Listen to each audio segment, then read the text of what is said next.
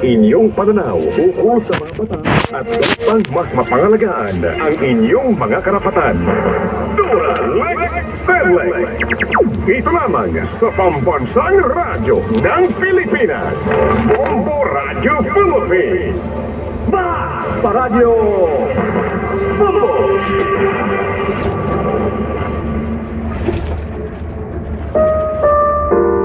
Ano ang message niyo sa nanay niyo ngayong Mother's Day? Salamat, Nay.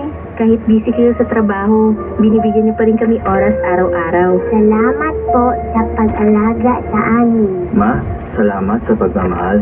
Salamat dahil andyan kayo palagi. No matter what happens over time, I'll be right by your side.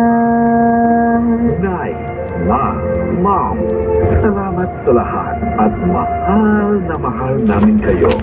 Happy Mother's Day mula sa Bombo Radio at Star FM.